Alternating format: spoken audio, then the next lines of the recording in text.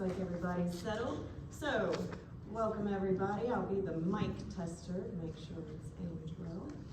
I am Samantha Spencer. For those of you who don't know me, I'm the research teacher here. I'm the one you've probably heard some complaints about for having to do this project. But I know that you are here proud of these students to the same level that I am. You know how hard they've worked.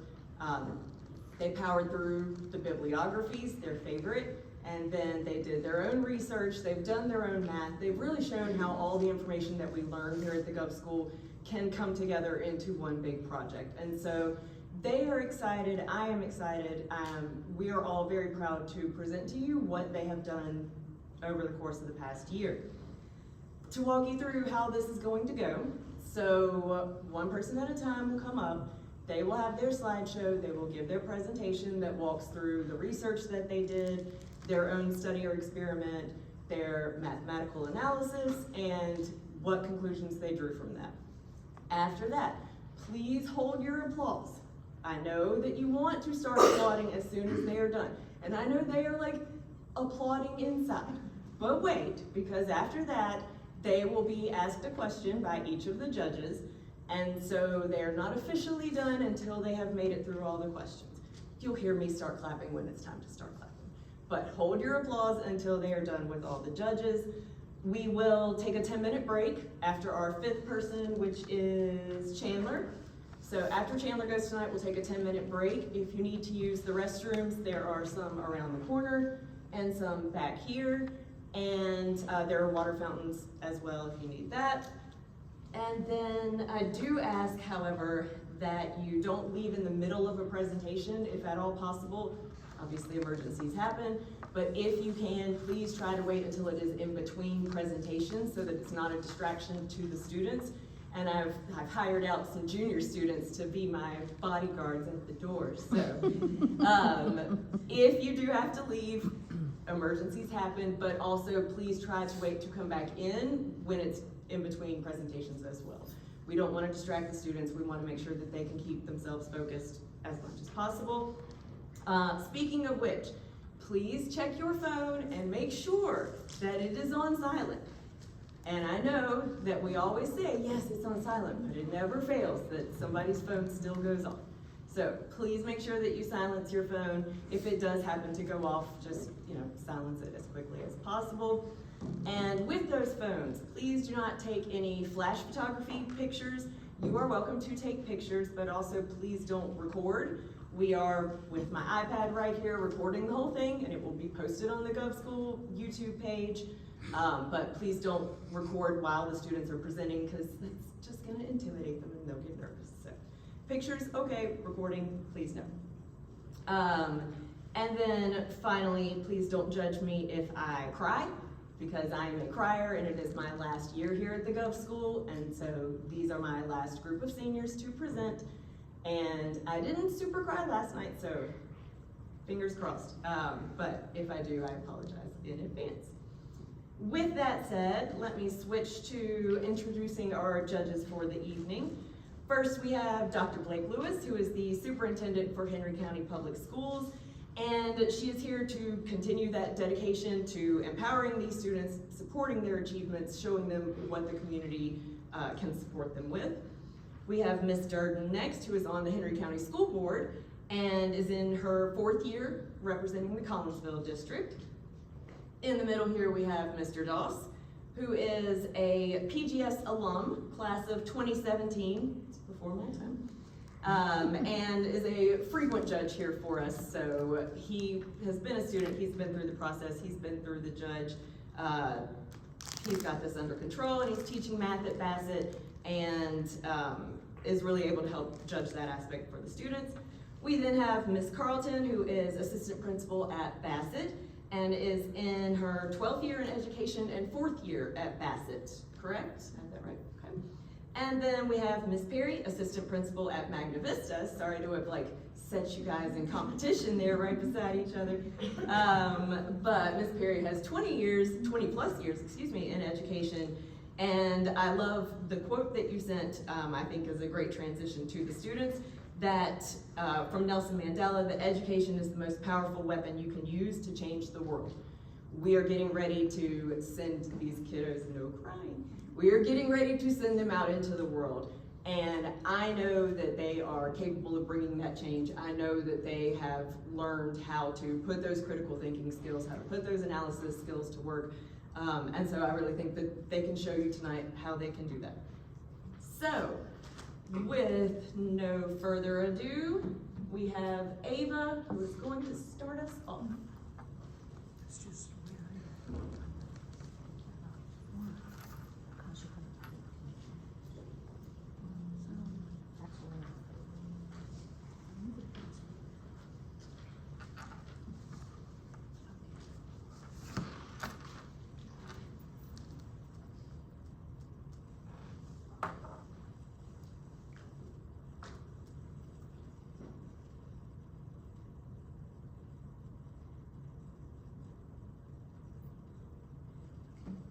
Welcome everybody to SRP night. I'm going to go ahead and get you started.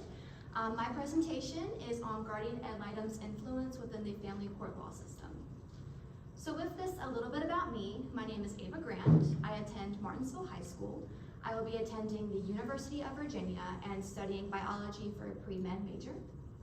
With this, why did I choose family law? I had a personal experience with the family law court and would like to gain closure from this experience. Because of this, I am well educated in the terminology that lawyers will use. And it is a silent battle that many people go through. Many children of divorce can go through this. Also, many people can go to court for several different reasons, not just family law. So with this, what exactly is a guardian ad litem? A guardian ad litem is somebody who individually represents a child within a family court case. They essentially act as an independent lawyer. There are many different state qualifications to become a guardian ad litem. This can include education differences, cost differences, credential differences, and even if they have to be a lawyer. So with this, children often have to testify in court, and there was a study done in New York that took judges' perception on child maturity and discussed if a child is able to determine between a truth and a lie. They mutually agreed that if a child is unable to tell the truth, basically their case is going to be dismissed. So with this, guardian ad litems are important for this reason. The AFCC guidelines, which are national guidelines for working guardian ad litems, they made revisions to their documents. That way children could have the same representation from guardian ad litems. This includes education, cost for families, and reduced trauma impact. So with this, what exactly are guardian ad litems doing? Well, the University of Nebraska and the University Lincoln Center partnered together to make the Child's Justice Clinic. This is a third-year law program in which students there are able to work under a practicing guardian ad litem. With this, they are exposed to around 19 cases, 10 different children, sexual assault, abuse, and neglect cases. So with this, they studied basically how the students were gonna do in the program. They took alumni versus non-alumni, and they said that the alumni, when they were actually practicing as a guardian ad litem, had 35% better dedication scores to their work. So with this, they also looked at the judge's perception and how they were perceiving these guardian ad litems. It was said that versus alumni versus non-alumni, the alumni incorporated the child's testimony 92% of the time while providing their guardian ad litem statements. This could be the child on the stand or through a visual recording. So with this, guardian ad litems do not only work within family law court, they also work in the foster care system. They are considered CASA workers. They essentially do the same thing just for foster care units. And with this, they took a study in Texas. The study in Texas basically determined if CASA workers make a difference in adoption rates. Basically, they took a study and said CASA workers with children with the CASA workers versus children with the non-CASA workers.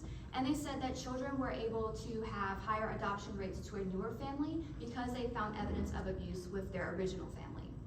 And with this, one thing I found in common was with guardian ad litems and CASA workers was the fanned-attuned approach method.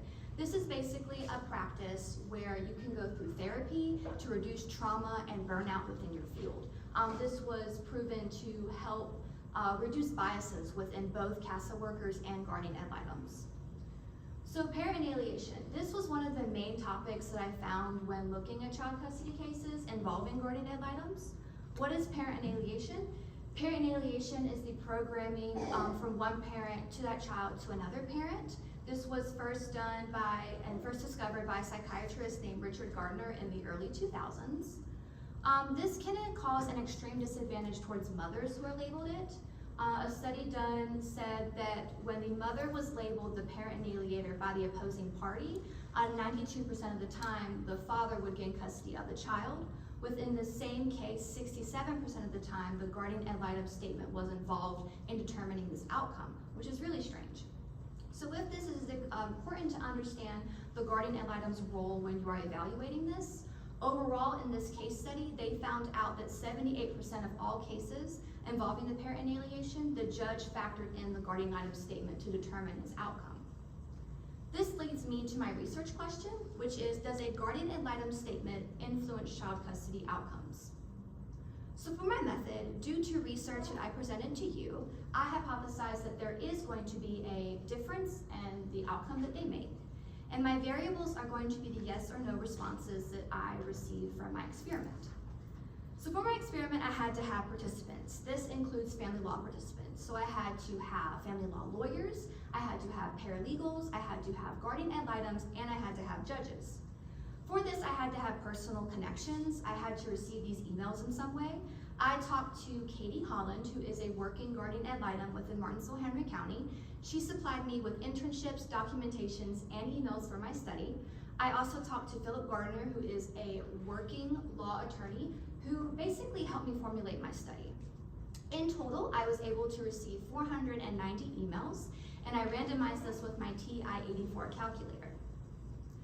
So for this, I developed something called a mock trial. So when judges are evaluating child custody cases, there is not someone doing a transcript for you, usually in criminal cases. The judges make those themselves. So I basically simulated this. This mock trial composes elements such as sexual assault and parent alienation and follows the young life of a girl named Kathy, who is 12. They are the exact same case. The only difference is one has a guardian ad litem statement and the other does not. So for this, I first started transcribing this in Google Documents, then put it into Google Forms. That way participants could respond. And then I made a consent form basically saying that all people who took my study, all their information was completely confidential. So with that, I started collecting my data around late January and ended early March.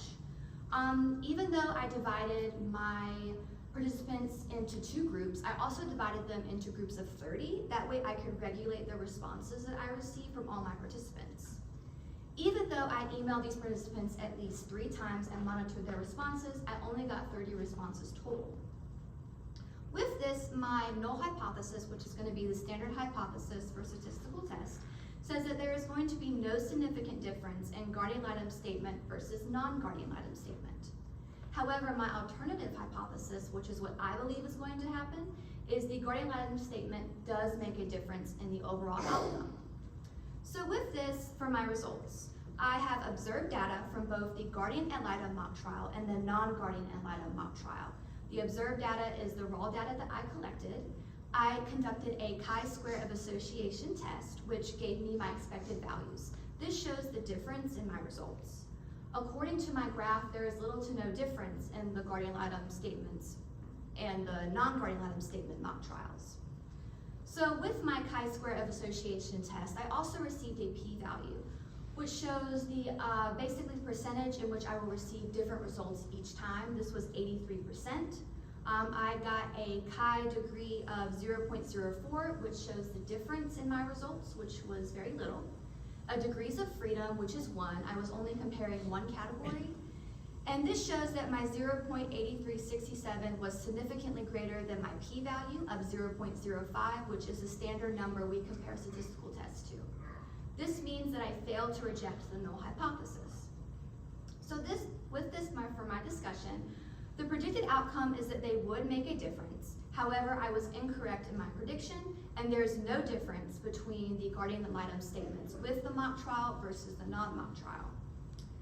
So because this did not align with studies that I presented to you, this could be due to a study difference. The studies that I read focused on the judge and him or her alone and their outcomes that they put into a case. my study factored in several other participants' responses from lawyers and guardian ad litems. How can people relate to this? When parents are evaluating what is best for their kid, they need to understand if a guardian ad litem is going to be able to be cost effective, but more importantly, provide them with evidence that they would not get from either lawyer. This is also important for the foster care systems and finding possible abuse with the family. So my limitations for my study: when I performed my study, I was underage. I was not able to receive documentation. I was not partnered with a law firm. Law firms track and keep record of all the cases that they've done, and because I'm not partnered with one, I cannot have that. I did not have access to court files from both Martinsville, Henry County, or those courthouses. Because they involved children cases and I was underage, I had very limited access. And I was not able to provide lawyers with compensation. I'm taking away their time from clients and I'm unable to pay them. And of course, even though I emailed 490 people, my response was only 30. So my final discussion: why are guardian ad litems important? It is important to understand if guardian ad litems will reduce the trauma impact within a family court law case, the education and different types of evidence they can independently bring, and what is best for your child in the end, mentally and physically. With this, I would love to see other researchers follow one judge throughout his entire career to see what factors he incorporates in his study. And there is still debate if guardian ad litem should even be legal within some states. For example, in Virginia, in order to become a guardian ad litem, you have to go to law school. You have to have a take a 7-hour credit course. You have to have a certification from the Supreme Court of Virginia and continue education for 2 years. In North Carolina, which is just on the border, you do not have to be a lawyer. You can be a volunteer from the community, and all you have to do is perform a 30-hour training course. That's lovely. So with that, I would like to say thank you to the judges and audience for listening to my study, Ms. Spencer for helping me formulate my study and get me through this, my community mentors for allowing me to have the information and resources that I need, and myself for putting my education first. Any questions?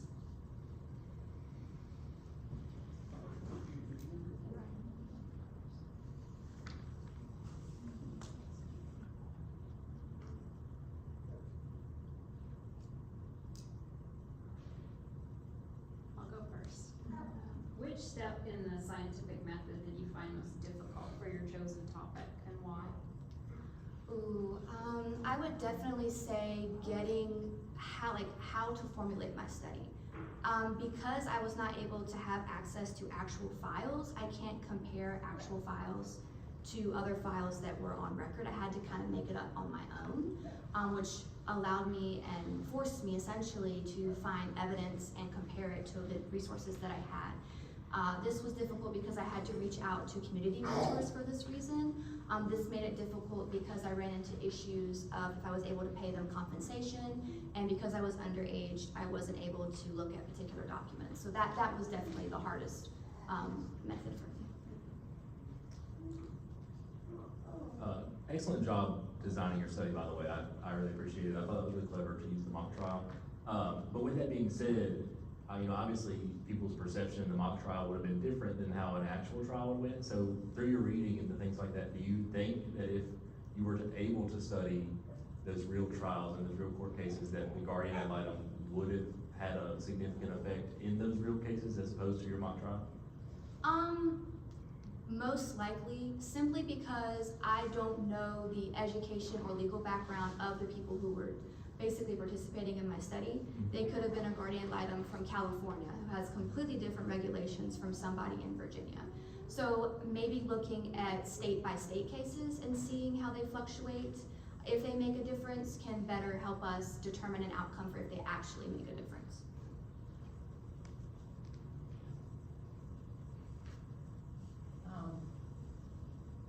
I think you noted this a little bit, but did your research determine why there were some of those negative outcomes with the, I guess, ongoing negative outcomes with the guardian ad litem? Yes, so, for example, a guardian ad litem, they do not have a strict statement that they have to submit to the court. It can be as simple as a paragraph. There's no way to formulate it. There are very few districts that actually enforce you to have your own statement provided that are equally the same. With that, that could be one of the reasons into how judges factor in their statement. For example, if it's around like 3 pages long, they might take that more into consideration when they talk about parent alienation and sexual assault versus a paragraph that shows maybe how much they've actually looked into the case.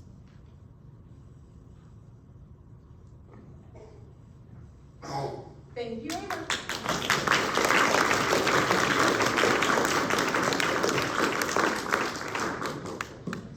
Next up, we have Michael.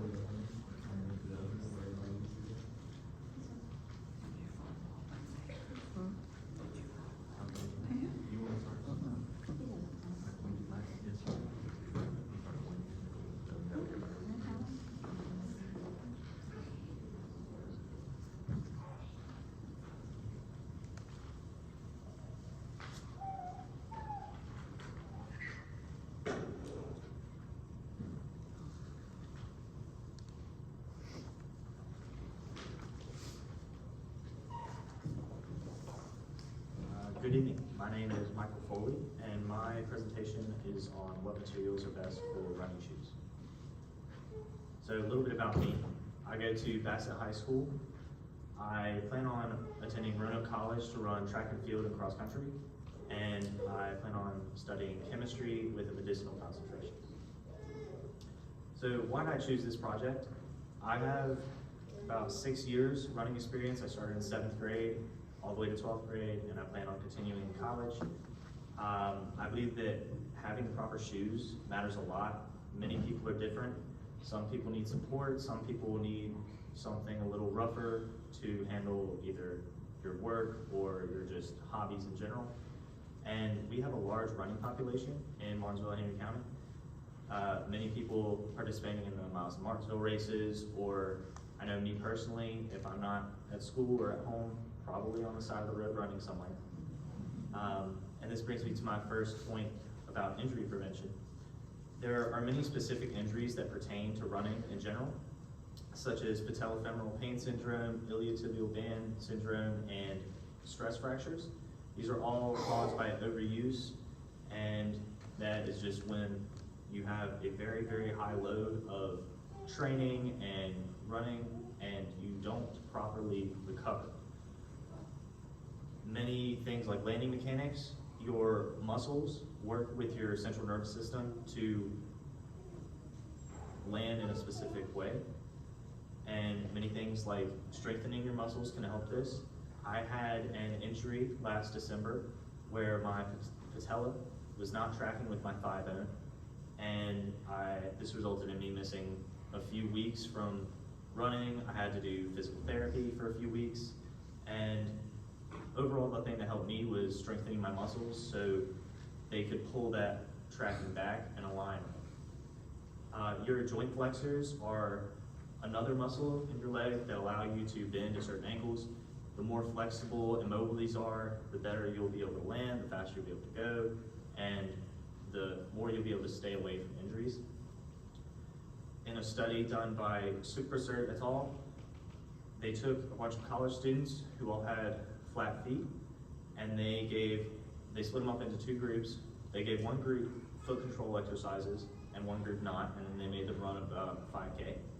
And at the end of the study, they questioned all of the groups, and the group with the exercises experienced less pain, felt much better while they were running, and just had an overall better experience, while the other group had more pain, didn't feel as well running, and wished they had the exercises. My next thing is the surfaces you run on. There are many different surfaces, such as grass, concrete, gravel. All of these surfaces have different flatness, stiffness, and elasticity. Your ground reaction force can change depending on the surface you're on. This is the force that shoots energy back into your body when you hit the ground. Say you hit your heel first, then all the energy you're using shoots back into your body, slows you down, instead of landing underneath your body, which propels you forward. And this is important because it relates to the stiffness of the surfaces. In a study done by Sakine et al., they took about 16 participants, had treadmill, asphalt, and concrete, and they made them run a 5K on each of these with same shoes, same everything.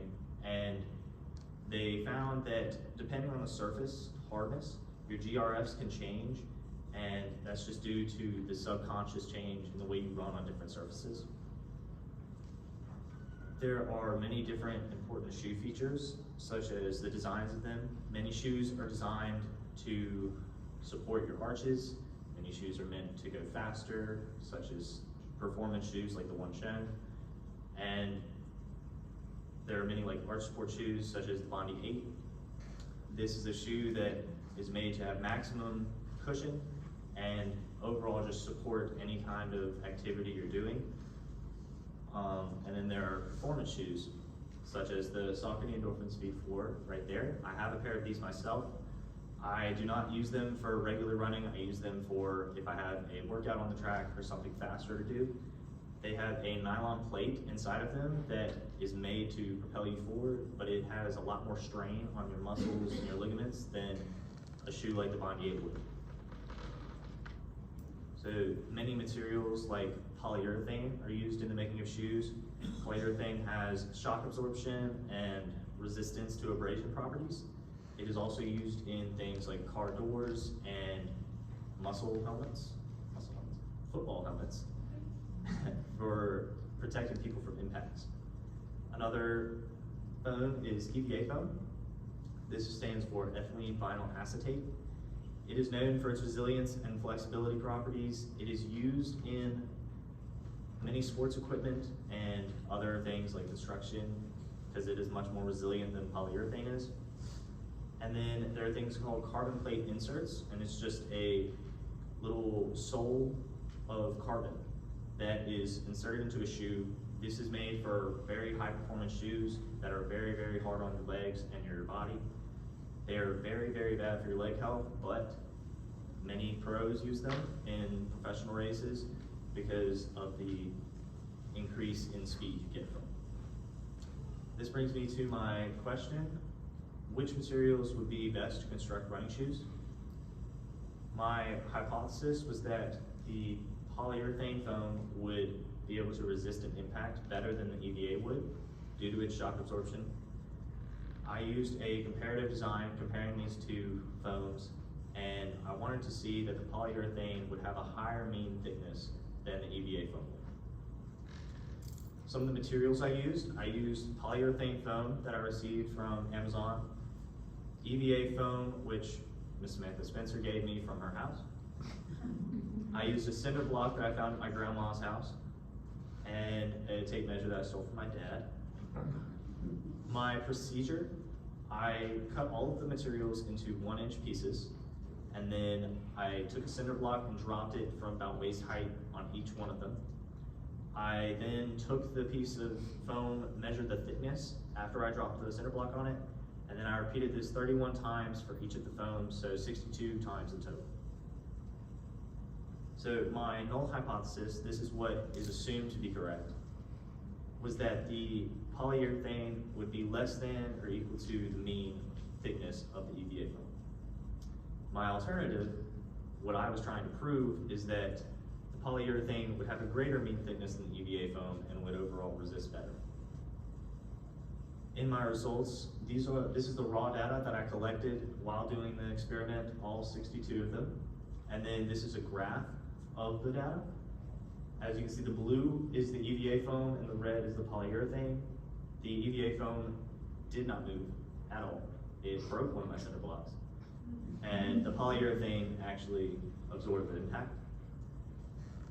Some of my results, my t-value was -22.72. This is the strength of evidence I have against my null hypothesis. So I had negative evidence against it. My p-value was 1. This is the difference due to chance. So 100% of the time, there will be a difference. And my alpha level of 0.05 was less than my p-value, so I failed to reject my null hypothesis. The mean for my polyurethane was 0.48, so this was the average I had average thickness I had after every test. And my EVA foam was 1, did not move. So to analyze these, the impact resistance, the EVA foam did much, much better. Polyurethane did resist it a little bit, but nowhere to the extent that the EVA foam did. There are some other uses, like polyurethane, like I said, is used in car doors, football covers for helping impacts, and EVA foam is used for much more hard things. Could be used in hard hats to protect your head, but resist something falling from a farther height. And I failed to reject my null hypothesis. I had no significant evidence that the alternative could have been correct. My research didn't really align with previous research, and I think this is due to bigger companies like Nike using their own specialized materials. They use their own material called Foam X or React X that is a specially made polymer that they make in their labs, and I had no access to this. Many are also done on the entire shoe instead of the individual components.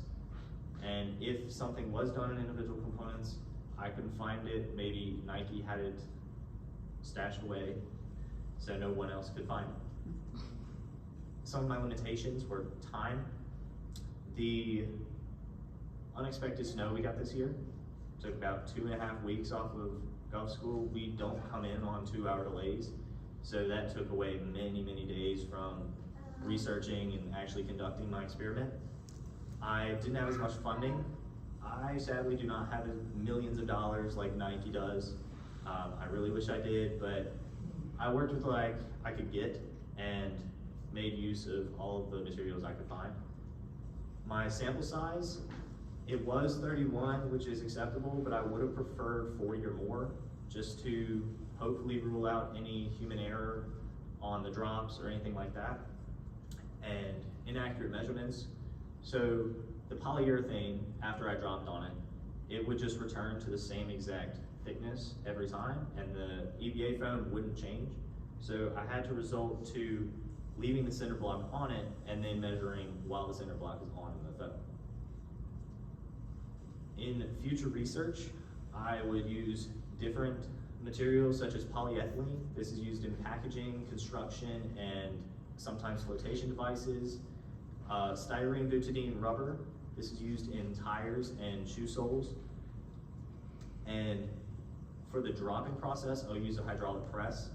This would just overall standardize the process and even the impact, as the cinder block I used could have been affected by the wind, could have been coming at an angle and changed. The angle was never the same when it hit the rubber. I would like to say thank you to all my teachers, Ms. Samantha Spencer, Ms. Jenny Whitaker, and Ms. Harrell. They saved me through the stats part of this.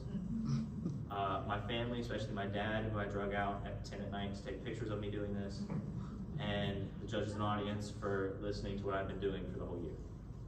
Questions? Thanks, Michael. My question would be, if you had more time, what would you want to explore further around this topic?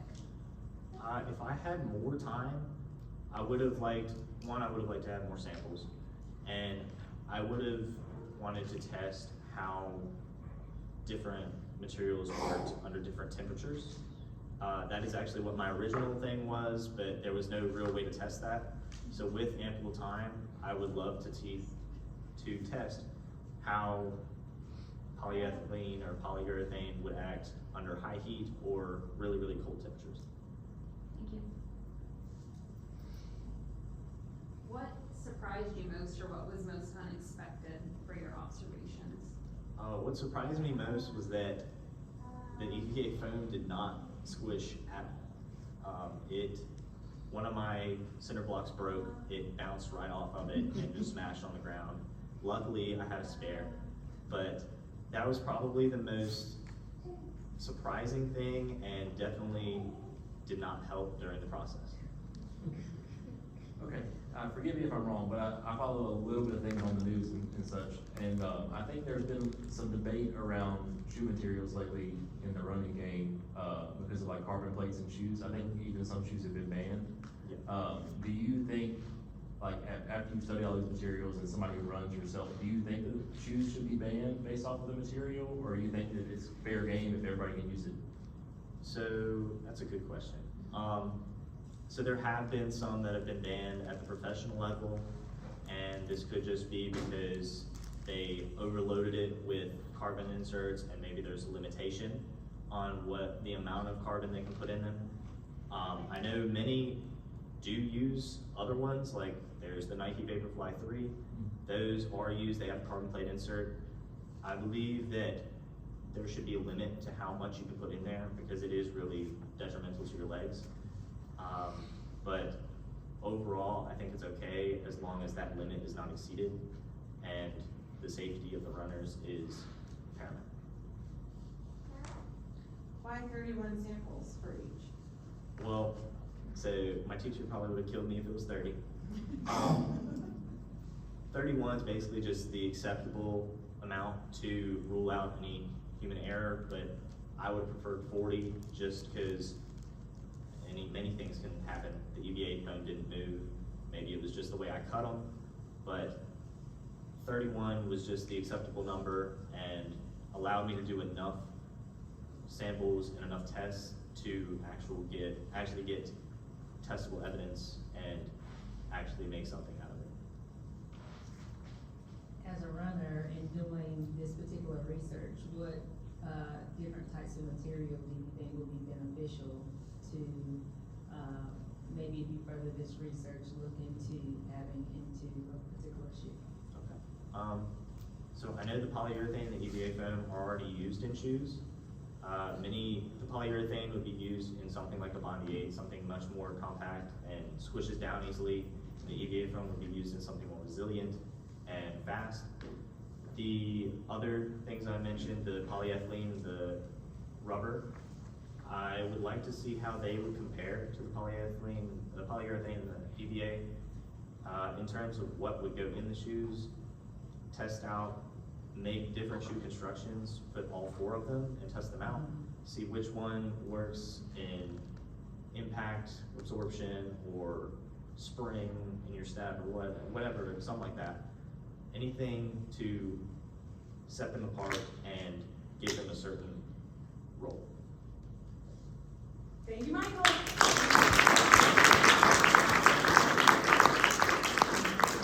Next up we have Ann.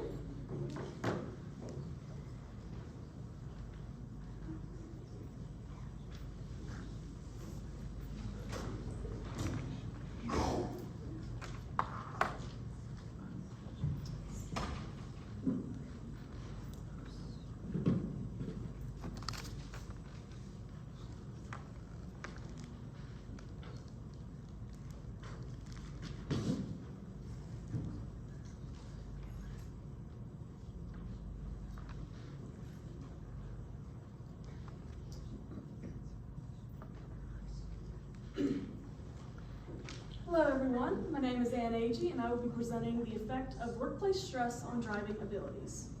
So to begin, I'm a senior at Martinsville High School and I plan to attend Virginia Tech this fall to pursue civil engineering. So I chose this project just because cars are very, very commonly used. They are the most used form of transportation in the US currently. And because of this, there have been many, many car accidents because of this. The death toll has rose to over 1 million deaths per year and is the main source of death for children aged 5 to 29, which is very, very high. So going off from this, there is a very high risk to life in these.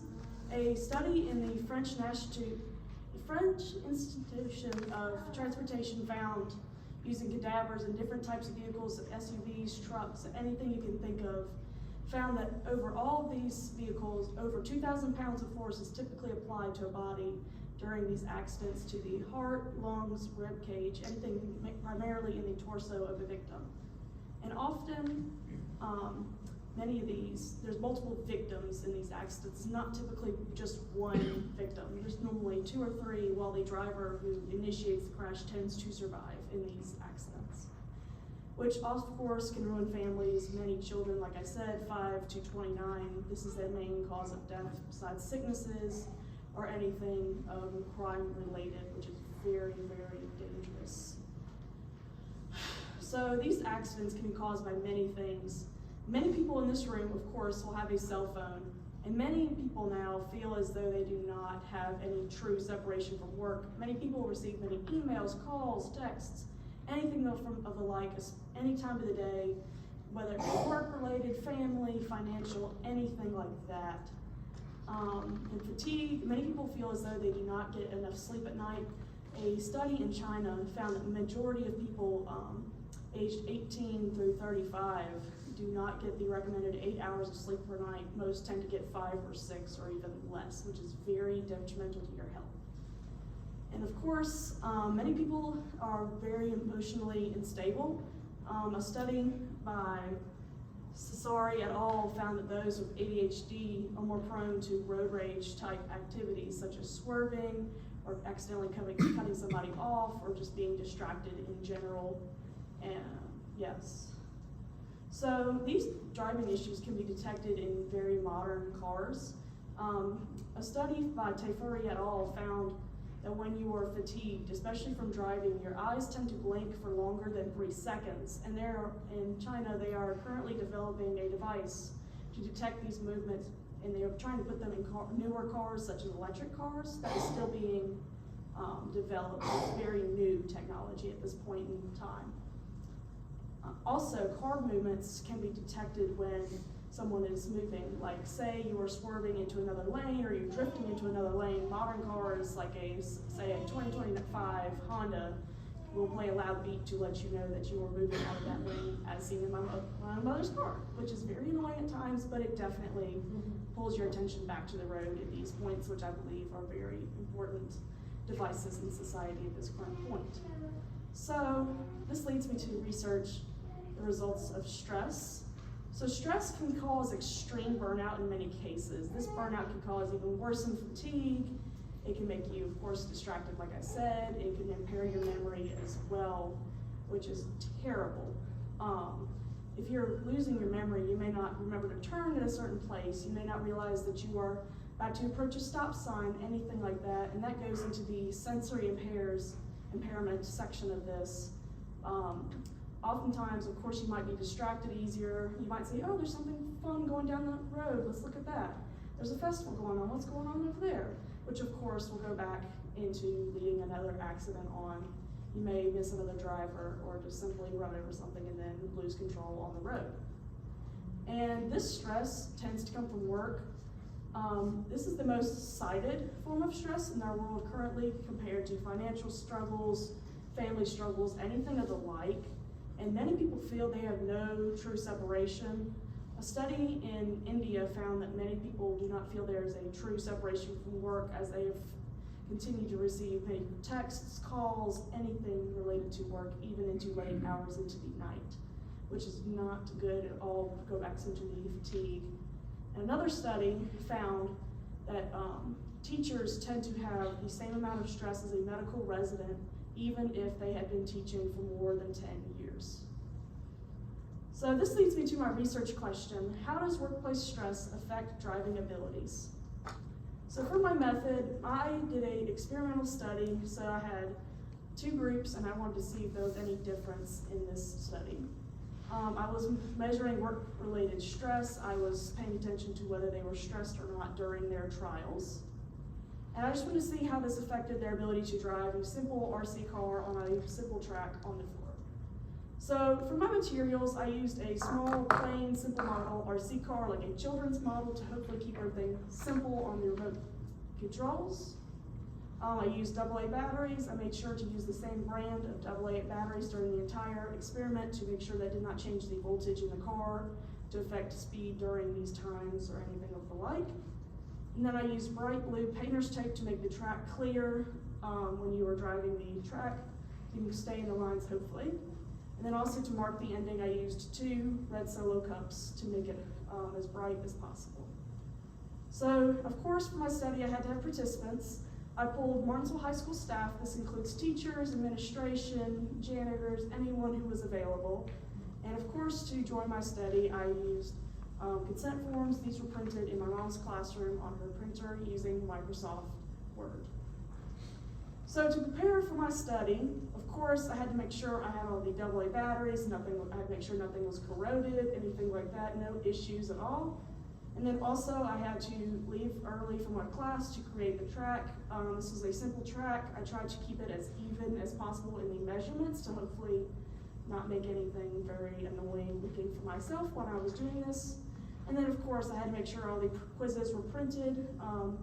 So in my study, to make the participants stressed in a way, they were given a entry-level statistics quiz. It was 5 questions, just to put them in that stressed state before they took their first trial, which of course I had to print in my mom's printer in her classroom. And then I tested the RC card, make sure there were no defects in this product, make sure there was nothing in the wheels, nothing in the axles, nothing to mess it up, hopefully. So, for my data collection, when participants came into the classroom, of course they had to hand in their consent form. I had found them and gave them earlier, and they were given about a minute to fill out this statistics quiz. It was timed, and they, of course, to stress them out, hopefully that time aspect did that. So they would do their stressed trial first on the track. Then while another participant did their trial, they would go take a break, breathe, drink water, anything they would like to do to calm themselves down. And then, of course, they would come back and do their rested form of the trial afterwards. And then I had 30 total samples for this experiment. So my hypothesis was that the stressed and rested trials would be about the same time-wise in seconds. And then I wanted to see if the stressed time had longer time trials than the rested trials did. So for my statistics, I had a p-value of 0.99, which is very, very high in this context. So I ran a paired t-test at the 0.05 level significance to see how this would all play out. So I found that my results were not significant because 0.99 was very high compared to 0.05, which is a 99% chance that I could have gotten these results purely by random chance alone. So of course I had to fail to reject the null or already currently accepted hypothesis. So to discuss a little bit about this study, I wanted to see just how the work-related stress would affect how someone would drive and be able to pay attention during an active scenario without putting someone in an actual car.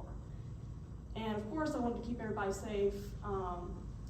This hopefully would be able to maybe determine the main pinpoint cause of many accidents we see daily. And also I wanted to see how the impairment from stress might affect how you drive, like the memory and the sensory impairs. Continuing on, majority of crashes in our daily world are by technology, or they might be by younger riders in the car, especially children. But friends are also part of this, but it is primarily children that are the main distractions in these car crashes. And then also, of course, many people feel they have higher levels of stress now than they ever have in their lives, which is very dangerous. And then continuing on, my study did not align with anything else I had read during the entirety of my lit review. Many of them found that stress has very negative effects in any cognitive functions you may have. And I believe that future research could absolutely follow other professions like those in like trade schools or anything of the like business, different professional levels. So of course I had limitations in my study. All of my participants were pulled from Martinsville High School. All of them were in the same building. But also I had a very high age range. Some people may have been more accustomed to the stress in their jobs. One participant is now 68, and the youngest participant I had was 25. So there, of course, is a big difference. Some people might be able to manage their stress better than others with the experience. And then also, after running my study, I found a slight bump in the floor where my track was, which may have bumped the RC car off course at some point. So I'd like to say thank you to Martinsville High School staff for coming out and participating in my study. I'd like to thank my mom for helping me get the track and the room secure, everything set up, and also letting me use as much printer ink as I did. And then I'd also like to thank the audience for being here and listening to me along with the judges, and I'd also like to thank PGS staff for the funding as well. I will now take questions. What limitations do you feel as if may have resulted by using the RC car in the experiment that you did?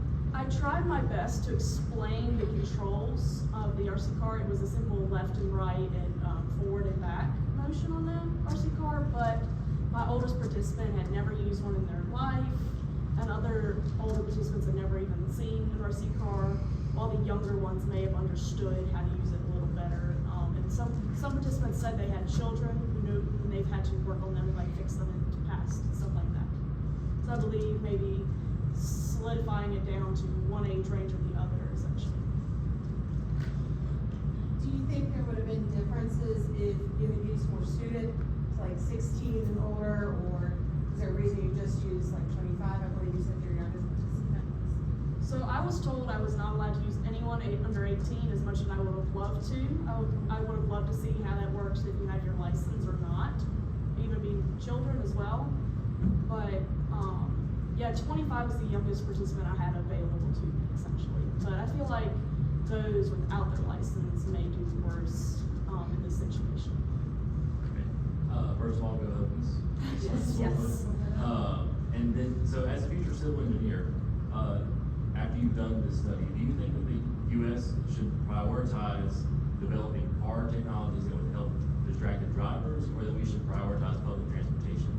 I would believe the ones detecting the drivers themselves. I feel like many people prefer to be independent in their travel choices.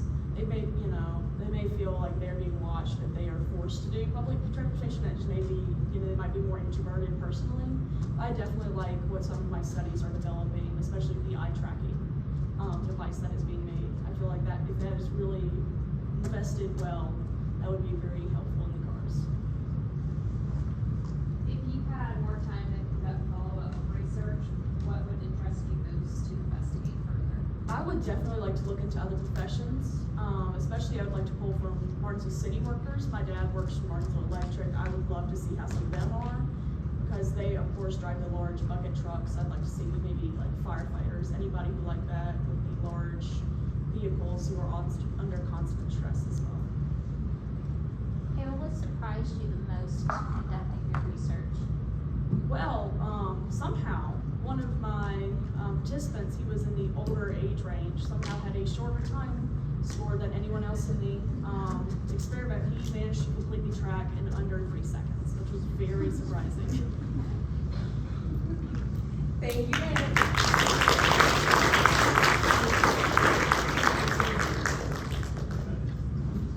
And next up we have Esme.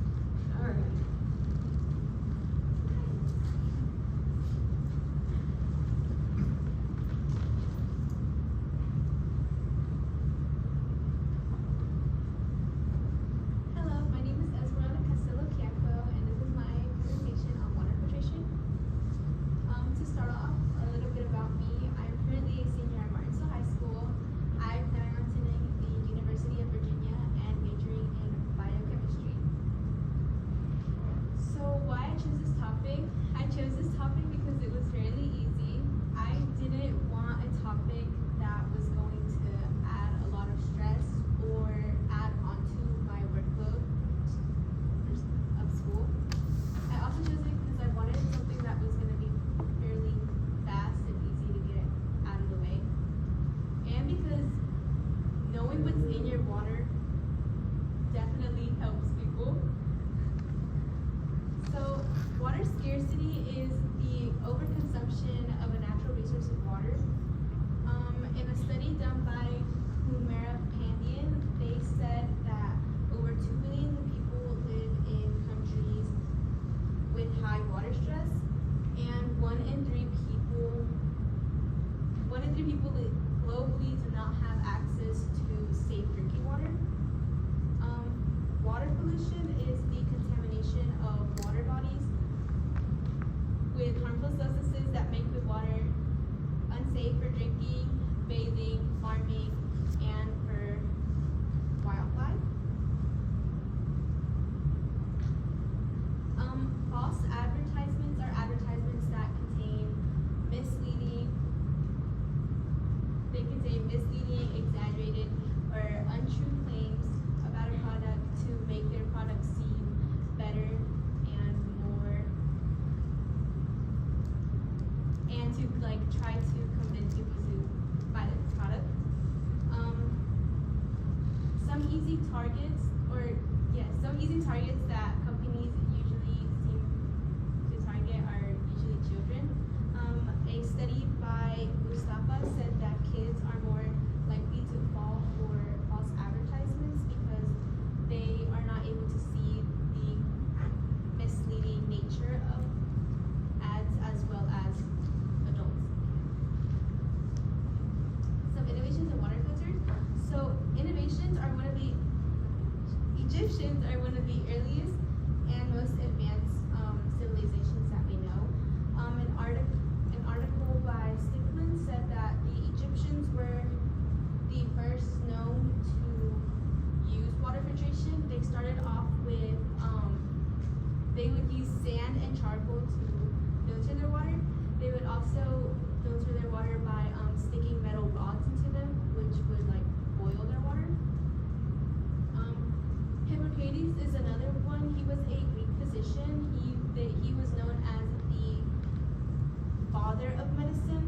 He emphasized the importance of clean water for health. His ideas linked water quality to health, which influenced medication and many sanitation processes that we have now. Multiple methods. So we went from using singular methods with the Egyptians to now using multiple methods. Newer water filtration companies tend to use multiple methods now because no single method can eliminate all contaminants.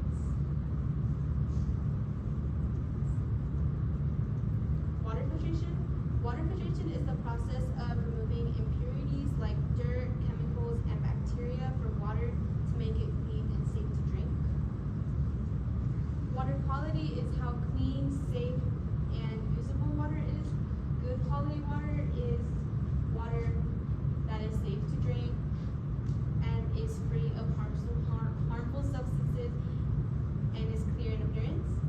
A study by Booth said that poor water quality can lead to many health problems and was especially seen in children and elderly.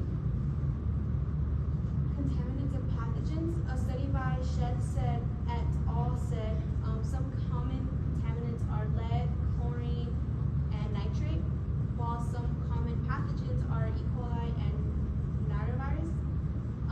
The study also said that contaminants in water can cause diarrhea and other serious diseases or illnesses. Types of water filtration. Chlorination is a type of water filtration. Chlorination is when you add chlorine to water to kill bacteria, viruses, and other pathogens.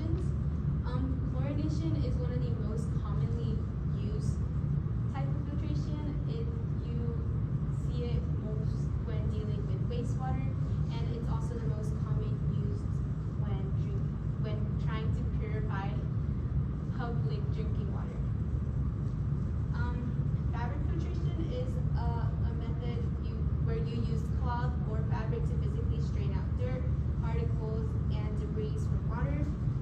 A study by Davis et al. Said that fabric filtration is one of the oldest filtration methods, but does not remove bacteria or chemicals, which is why they also stated that when using fabric filtration, you mainly see it combined with another type of filtration like chlorination.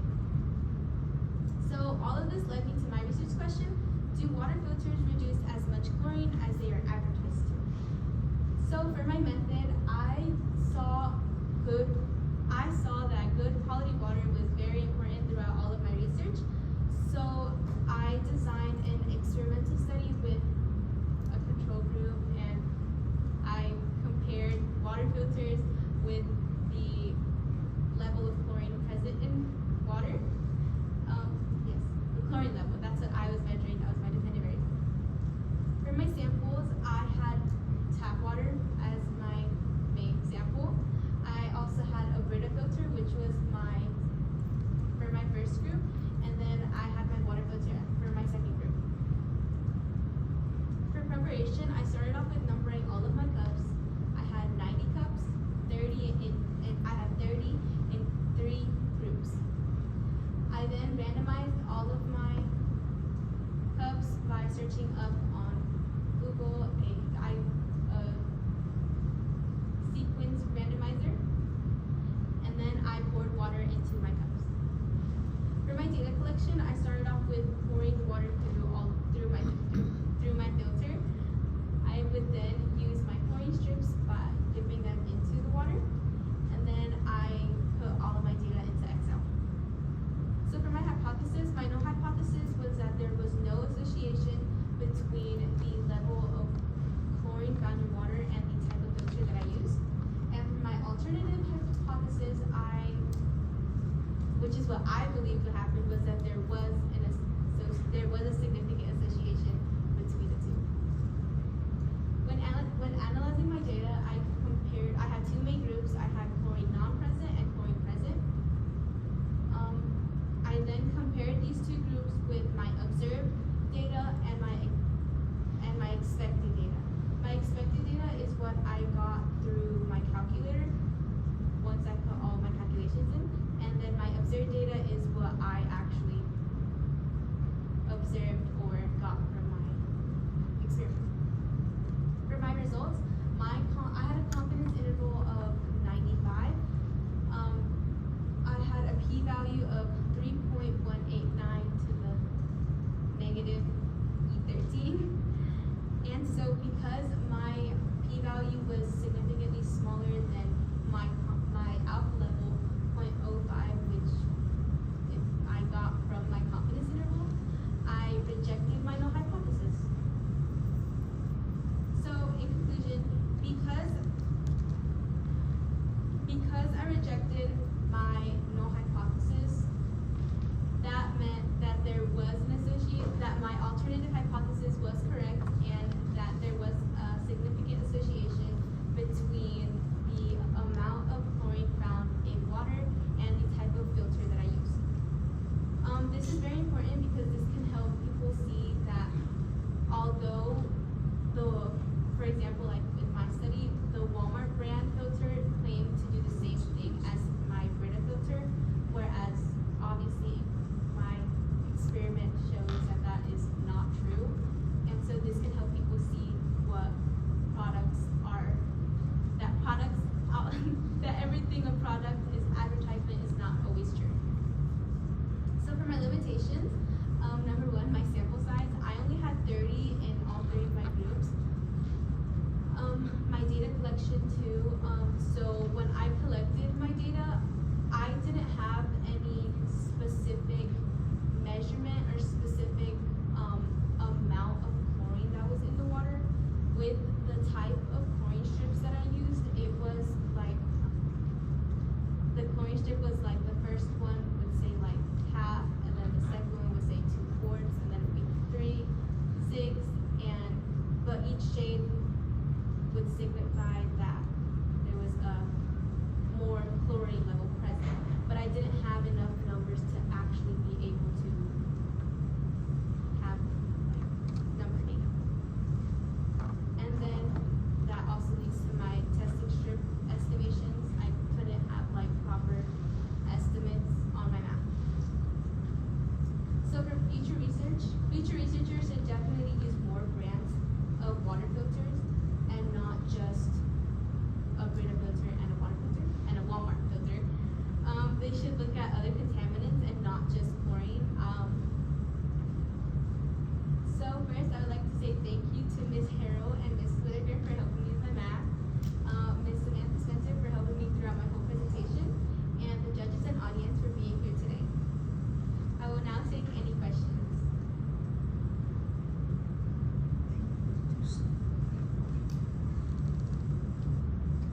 Ms. Nee, I appreciate your honesty in letting us know that you wanted an easy and fast project. But, what did you learn about yourself as a researcher during this process? Well, I learned that just because I thought it was going to be easy to research, it wasn't. It was like water filtration, there's like a big scope, like a big range of it. So I kind of had to like, it got a little complicated when I tried to find all my articles.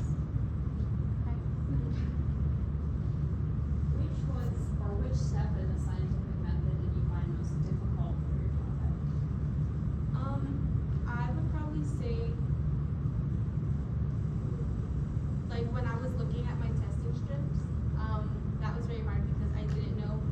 I was originally going to run an ANOVA test, but because I didn't have any numerical values, I could no longer run that test.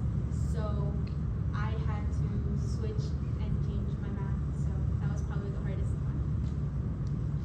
Right, so, when I was in middle school, we had to do 40 articles, so I know all about the article struggle. And I know that a lot of times you'll end up in the weeds, looking through those articles, so, you said you studied a lot of, like a big scope of water and water filtration, so what is something that you learned in the process of all that research, that surprised you, or something that really interested you while you were in the weeds and all of this wide array of water filtration? Probably when I was reading a article comparing well water and like city water. So I don't know why, but I personally thought that well water would be cleaner because they're always talking about how like groundwater is clean and whatever. But that wasn't really the case in the study, so I was just kind of surprised about that.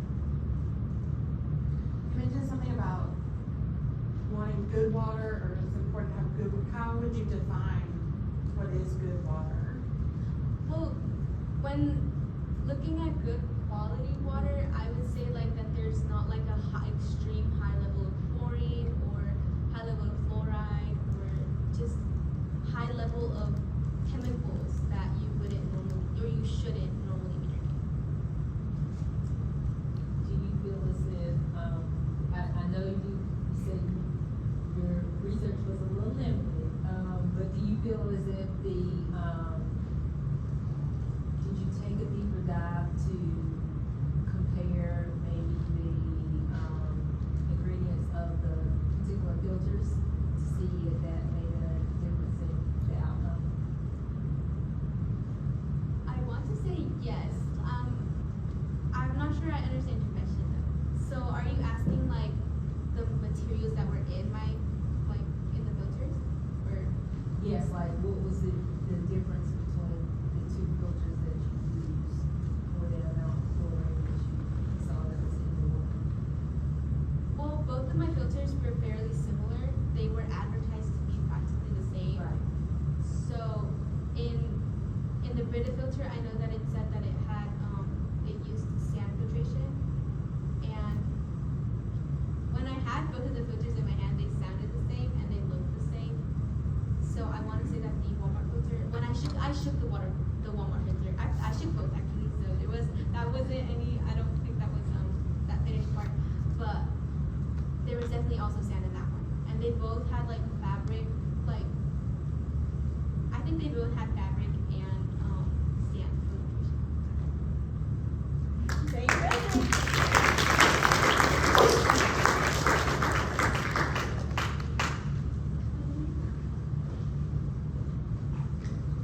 Next up, we have Chandler.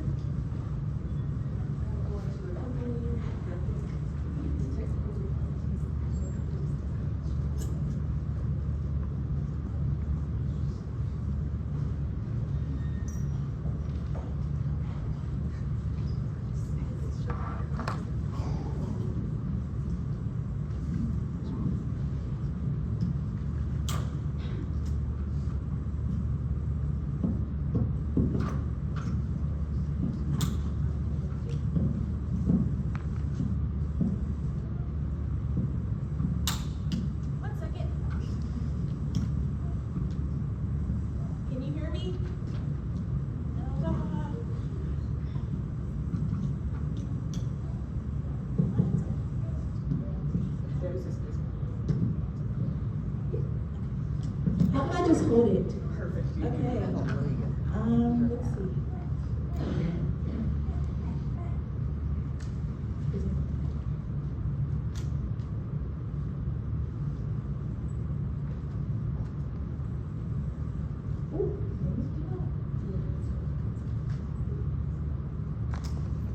Oh, let's go back. Hello everyone, my name is Chandler Molly and my presentation is on the effectiveness of heat protectant on hair damage. I am currently a senior at Magna Vista High School and I will be attending Duke University in the fall pre-med. I chose this topic because I've always been interested in hair and I also very regularly do my mother's and sister's hair and I do get paid sometimes. Also, heat styling has become a popular part of many people's hair care routine. However, they are unaware of the damage that it can cause. This led me to first look into beauty standards. Beauty standards are defined as cultural beliefs that influence the behavior of society. Some common beauty standards are thin body, light skin, straight hair. These standards are not new to society since their roots can be traced all the way back to slavery when slaves would use plant resin and fatty materials to straighten their hair. Social media does play a big role in the normalization of beauty standards. A study by Saraf et al. Measured the relationship between internet addiction and self-esteem and found that self-esteem can be greatly affected by social media.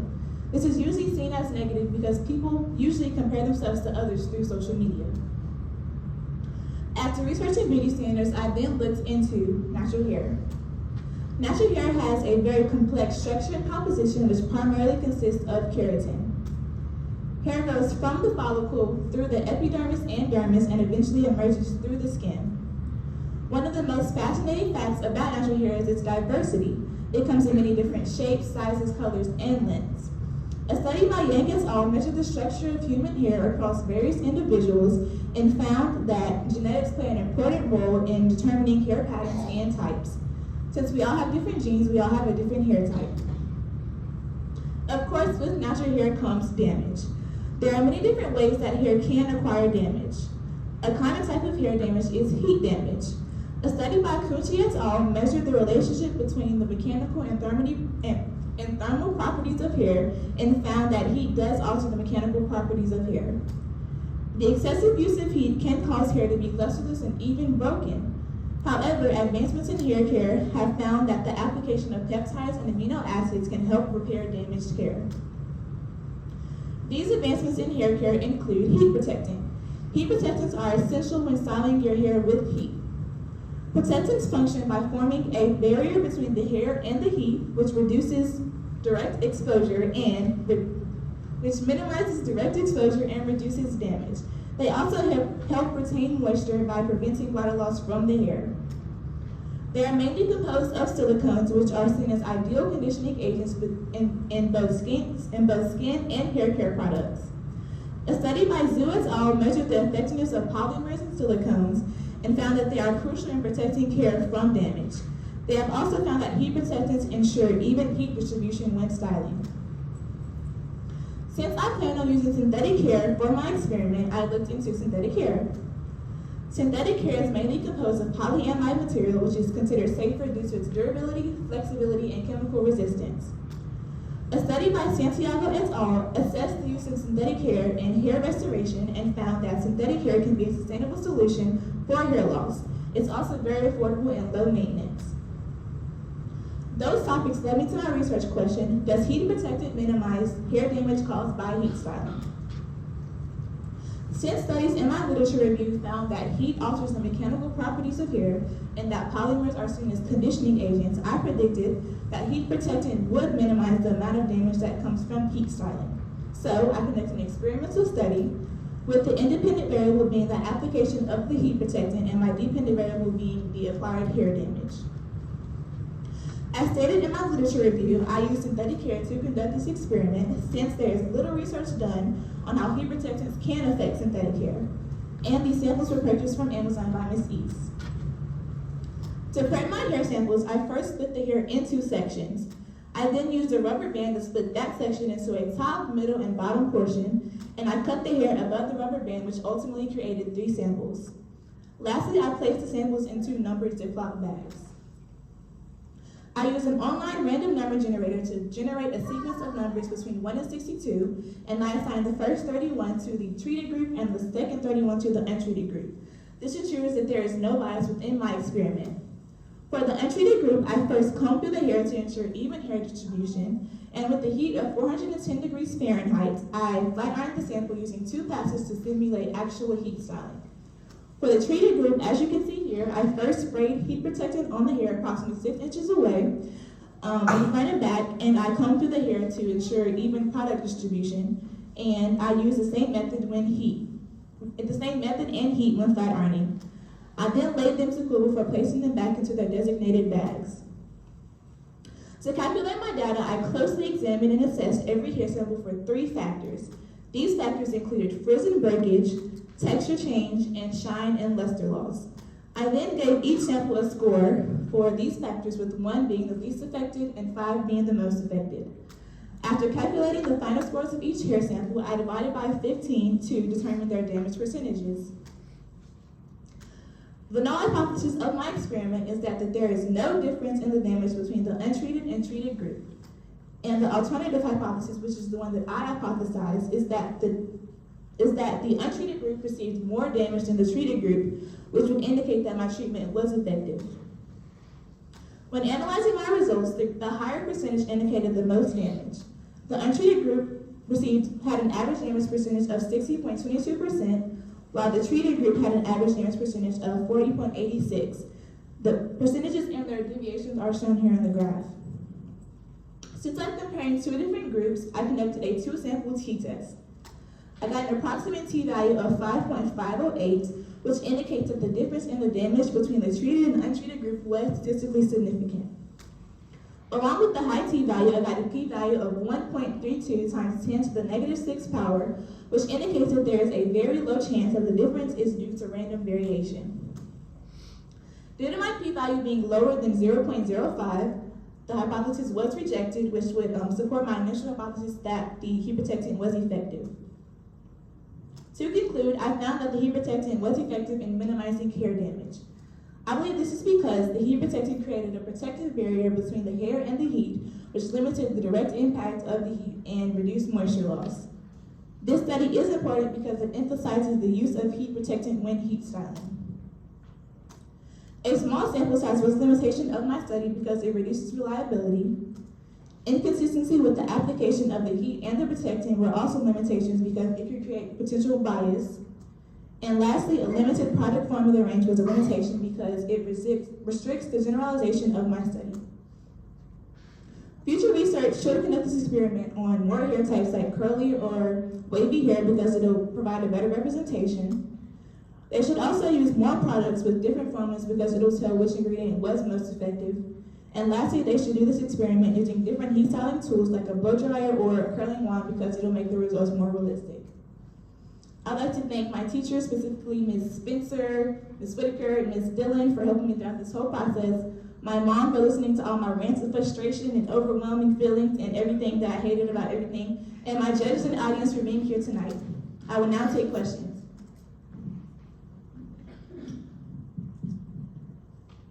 Do you believe that the type of heat protectant that you used had a basis on your research? I do believe that. I know some heat protectants do not have silicones in them. And of course, as I mentioned in my research, silicones are seen as like conditioning agents in hair care products. So if some products did not have silicone, then I believe I would have got a different result. You mentioned that to kind of determine things, you looked at like frizz, breakage, and that and gave it a score. Mm-hmm. How did you kind of account for the subjectivity of what you consider to be frizzy where somebody else might not? It's a great question. I would say, well, like I said, I closely examined the samples. For the frizz and breakage particularly, I just used my hands and I felt around the sample. If it did not feel as rough, I would give it a 1 or a 2. And if it just felt completely rough and damaged, I would give it a 5. I also looked closely at like, maybe if the ends were split or curly. If they were really, really curly, I gave them a 5 because they received most damage. And if they were more straight, then I gave them a 1. So in your research, you mentioned that you only heat treated the hair with a flat iron, which is really hot heat. Do you think people should start applying heat protectant at even lower heats, like using a blow dryer, for instance? For sure, for sure. All of the things that I mentioned, the tools, they have heat, and heat, any type of heat can damage hair. So yes, I think so. What was the most unexpected observation you made during your experiment? I kind of thought this would happen, so I wouldn't say I unexpected. Is that a word? Unexpected anything? Didn't expect anything. There we go. Yeah, it wasn't really anything that expected. So as someone who's going into pre-med, how might this experience impact your future goals? So I'm sure I'm gonna have to take statistics in college, unfortunately. So this was very helpful because I haven't taken statistics since my first semester of law school, junior year. So Ms. Whitaker had to help me a lot with this process. So it was a great refresher, but I'm sure I'll need to know more, and I will learn it as I go on in life. Very good job.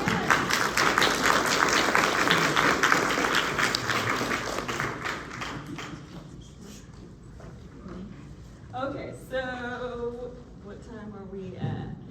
6:54. So we will take a 10-minute break. Again, the bathrooms are here and here. I will figure out these technical difficulties while we're on the break. So if we can meet back here at 7:05, please.